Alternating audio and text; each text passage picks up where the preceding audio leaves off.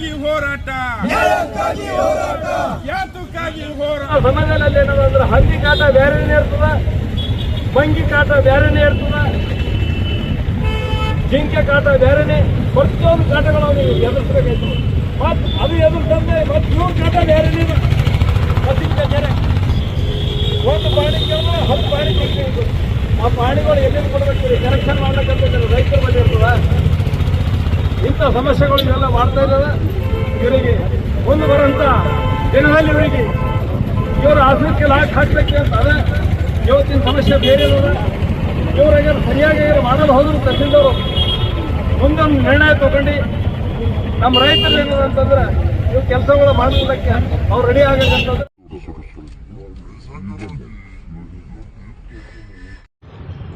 आज communist party of India Bidar की जानिब से कर्नाटक सरकार को एक मेमोरेंडम दिया गया है। आज हमारे सभी कामरेड्स यहाँ पर जमा होने और मेमोरेंडम देने का मकसद ये है कि सरकार ने जो गारंटी स्कीम जारी की थी उस पर बखूबी काम कर रही है, लेकिन कुछ चीज़ें हैं जो नज़रअंदाज कर रही है। हम सरकार को जो नज़रअंदाज कर रहे हैं उन मामलात पर सरकार की तवज्जो मबदूल कराने के लिए आज मेमोरेंडम दिए हैं।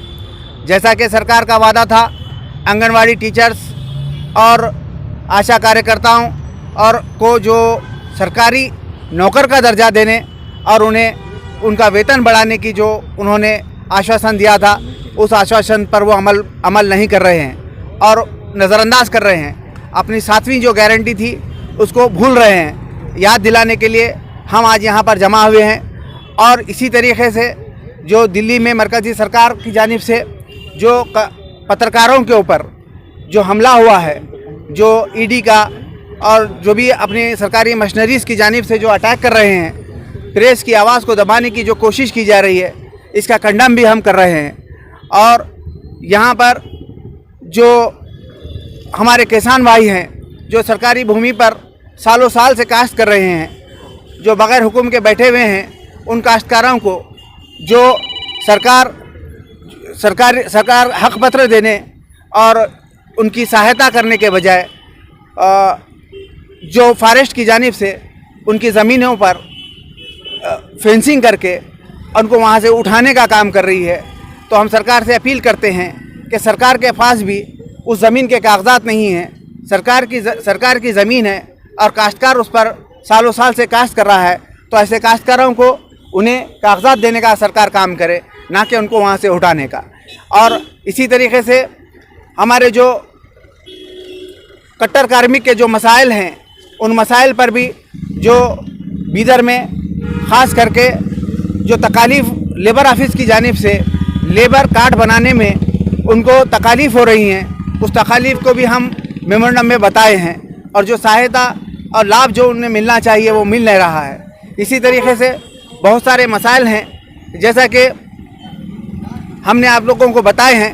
इसी तरीके के कई मसाइल हैं जिसको हम उठाने के लिए सरकार को याद दिलाने, मरकज़ी सरकार को और कर्नाटक की सरकार को याद दिलाने के लिए आज हम मेमोरेंडम दिए। ಒಂದು ದೇಶದಲ್ಲಿ ಡಿಕ್ಟೇಟರ್ಶಿಪ್ ಸರ್ಕಾರ ಬರ್ತಾ ಇದೆ. ಆಲ್ರೆಡಿ ಡಿಕ್ಟೇಟರ್ಸ್ ಇದ್ದಂಥ ತಾನಾಶಾಹಿ ಮಾಡೋಂಥ ವ್ಯಕ್ತಿ ನರೇಂದ್ರ ಮೋದಿ ಚೇರ್ ಮೇಲೆ ಕುಂತಿದ್ದಾರೆ. ಇವರು ಚೇರ್ ಮೇಲೆ ಕುಂತ ನಂತರ ಯಾರಾದರೂ ಏನಾದರೂ ಸರ್ಕಾರ ವಿರುದ್ಧ ಕೇಳ್ತಿಲ್ಕೆ ದೇಶದ್ರೋಹಿ ಅಂತ ಹೇಳ್ತಾರೆ. ನಿನ್ನೆ ಮೊನ್ನೆ ದಿಲ್ಲಿದಲ್ಲಿ ಪತ್ರಕರ್ತರಿಗೆ ಕೂಡ ಅರೆಸ್ಟ್ ಮಾಡ್ತಾಯಿದ್ದಾರೆ. ಅದು ಭಾಳ ದೊಡ್ಡ ಅಪರಾಧ ಕಾನೂನಲ್ಲಿ ಹಾಕಿದ್ದಾರೆ, UAP ಅಂಥೇಳಿ. ಆ ಕಾನೂನಲ್ಲಿ ಅರೆಸ್ಟ್ ಮಾಡೋದು ಎಲ್ಲಿ ಜಮಾನತಿ ಆಗೋದಿಲ್ಲ. ಹೀಗಾಗಿ ಕೇಂದ್ರ ಸರ್ಕಾರ ಮೊದಲ ಕಾರ್ಮಿಕರ ಮೇಲೆ ದಾಳಿ ಮಾಡ್ತು, 27 ಕಾನೂನುಗಳು ತೆಗೆದು 4 ಕಾನೂನು ಮಾಡ್ತು, ರೈತರ ಮೇಲೆ ಕೂಡ ದಾಳಿ ಮಾಡ್ತು. ಈಗ ಪತ್ರಕರ್ತರಿಗೆ ಕೂಡ ಬಿಡ್ತಾ ಇಲ್ಲ. ಆ ಪತ್ರಕರ್ತರಿಗೆ ಜೈಲಿಗೆ ಹಾಕೋಂಥ ಪ್ರಯತ್ನ ನಡೆಸಿದ್ದಾರೆ. ನಾವು ಕೇಳ್ತಾ ಇದ್ದೆವು, ಭಾರತ ಕಮ್ಯುನಿಸ್ಟ್ ಪಕ್ಷ ಆಗಲಿ CPM ಆಗಲಿ ನಾವು ಚೀನಾಕ್ಕೆ ಸಂಬಂಧ ಇದ್ದಿತ್ತು. ಆದರೆ ಚೀನಾ ಕಮ್ಯುನಿಸ್ಟ್ ಪಾರ್ಟಿ ನಮಗೆ ಕರೆಯೋದಿಲ್ಲ, ಆದರೆ ಇಲ್ಲಿದ್ದಂಥ BJPದವ್ರಿಗೆ ಕರೀತಾರೆ. ಅದು ಯಾಕೆ ಕರೀತಾರೆ ಅನ್ನೋದು BJPದವ್ರಿಗೆ ಗೊತ್ತು. ಅಂದ್ರೇನು, ಕಮ್ಯುನಿಸ್ಟ್ ಪಾರ್ಟಿದು BJPಗೆ ಸಂಬಂಧ ಇರೋದು, ಅದು ಚೈನಾ ಕಮ್ಯುನಿಸ್ಟ್ ಪಾರ್ಟಿ ಅವ್ರಿಗೆ ಕರೀತದೆ. ಇದು ಈ ಹಿನ್ನೆಲೆಯಲ್ಲಿ ಅಲ್ಲಿ ಏನಾದರೂ ಷಡ್ಯಂತ್ರ ಅದ. ಈ ನರೇಂದ್ರ ಮೋದಿಯವರು ಏನು ನಮ್ಮ ದೇಶದ ಗಡಿ ಪ್ರದೇಶ ಚೀನಾ ಕಬ್ಜೆ ಮಾಡಿದ, ಅದಕ್ಕೆ ವಿರುದ್ಧ ಮಾಡಬೇಕಾಗಿತ್ತು, ಅವ್ರು ಮಾಡ್ತಾಯಿಲ್ಲ. ಎರಡನೇದಾಗಿ ಮೊನ್ನೆ ಏನು ಸೀಟ್ ಇಸ್ಕೊಡ್ತೀನಿ, MLA ಸೀಟ್ ಇಸ್ಕೊಡ್ತೀನಿ, B ಫಾರ್ಮ್ ಇಸ್ಕೊಡ್ತೀನಿ ಅಂತೇಳಿ ಕುಂದಾಪುರ ಎಂಬ ಹುಡುಗಿಯರು ಮಾಡಿದರು. ಇದಕ್ಕೆ ಘೋರ ಅಪರಾಧ ಅದು. ಕೇಂದ್ರ ಸರ್ಕಾರದಾಗ ಇದ್ದಂಥ ಬಿ ಜೆ ಪಿ ಲೀಡರ್ಗಳೆಲ್ಲ ಆಕಿನ ಜೊತೆ ನಿಂತು ಭಾಷಣ ಮಾಡಿದಾರಲ್ಲ, ಆದರೂ ಕೂಡ ಏನು ಹೇಳ್ತಾರೆ ನಮ್ಗೆ ಆಕಿಗೆ ಸಂಬಂಧ ಇಲ್ಲ ಅಂತೇಳಿ.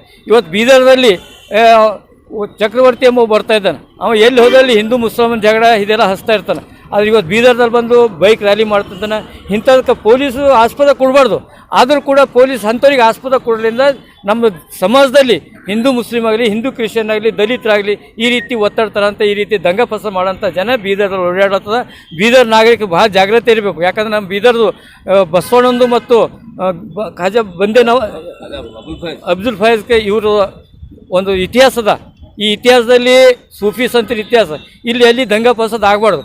ಆದರೂ ಕೂಡ ದಂಗ ಫಸದ್ ಮಾಡೋಂಥ ಜನ ನೋಡ್ತಾ ಇದ್ದೇವೆ. ಮೊನ್ನೆ ಔರಾದ್ದಲ್ಲಿ ಆಕೋಳ ಬಗ್ಗೆ ಶ್ರೀರಾಮ್ ಸೇನೆದವರು ಹೋಗಿ ಅಟ್ಯಾಕ್ ಮಾಡೋ ಪ್ರಯತ್ನ ಮಾಡಿದ್ರು. ಅವಾಗ ಶ್ರೀರಾಮ್ ಸೇನೆದವ್ರಿಗೆ ಯಾರು ಅಧಿಕಾರ ಕೊಟ್ಟರು ಅವ್ರು ಹೋಗಿ ಪೊಲೀಸ್ಗೆ ಆ್ಯಕ್ಷನ್ ಮಾಡಿರಿ ಅಂತೇಳಿ. ಹೀಗಾಗಿ ಪೊಲೀಸರು ಹುಷಾರಾಗಿ ಬಜರಂಗದಲ್ಲಾಗಲಿ ಅಥವಾ ಶ್ರೀರಾಮ್ ಸೇನೆಯಲ್ಲಿ ಯಾರ್ಯಾರು ಇದ್ದಾರೆ ಅವ್ರು ಹಿಂದಿನ ಹಿಸ್ಟ್ರಿ ನೋಡಬೇಕು. ಮ್ಯಾಕ್ಸಿಮಮ್ ವಿಶ್ವ ಹಿಂದೂ ಪರಿಷತ್ತು ಅದರಲ್ಲಿ ಇದ್ದಂಥ ಜನ ಕ್ರೈಮ್ದಲ್ಲಿ ಇದ್ದಂಥ ಜನ, ಅಂಥವ್ರ ಜೊತೆಗೆ ಸಂಪರ್ಕ ಇಟ್ಕೊಂಡು ಇವತ್ತು ನಮ್ಮ ದೇಶದಲ್ಲಿ ಏನು ಆಡಳಿತ ನಡೆಸ್ತಾ ಇದೆ ಕೇಂದ್ರ ಸರ್ಕಾರ, ಈ ಕೇಂದ್ರ ಸರ್ಕಾರ ಕಿತ್ತು ಹೋಗಬೇಕಾಯ್ತದೆ.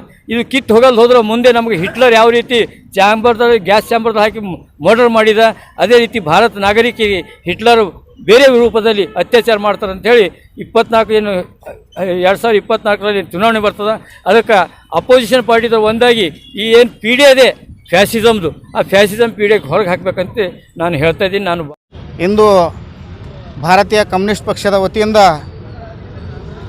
ಹಲವಾರು ಬೇಡಿಕೆಗಳನ್ನು ತಗೊಂಡು ನಾವು ಜಿಲ್ಲಾ ಕಚೇರಿ ಎದುರು CHOಗಳದಾಗಿರ್ಬೋದು ಅಥವಾ ಅಂಗನವಾಡಿ ಕಾರ್ಯಕರ್ತರು, ಆಶಾ ಕಾರ್ಯಕರ್ತರು, ಬಿಸಿ ಊಟದಲ್ಲಿ ಕೆಲಸ ಮಾಡೋಂಥ ಕಾರ್ಯಕರ್ತರದ್ದು ಅವರಿಗೆ ಸರ್ಕಾರ ಖಾಯಂಗೊಳಿಸಬೇಕಂಥೇಳಿ ನಾವು ನಮ್ಮ ಪಕ್ಷದ ವತಿಯಿಂದ ಇಂದು ಸರ್ಕಾರಕ್ಕೆ ಒತ್ತಾಯ ಮಾಡಲು ಇಂದು DC ಆಫೀಸ್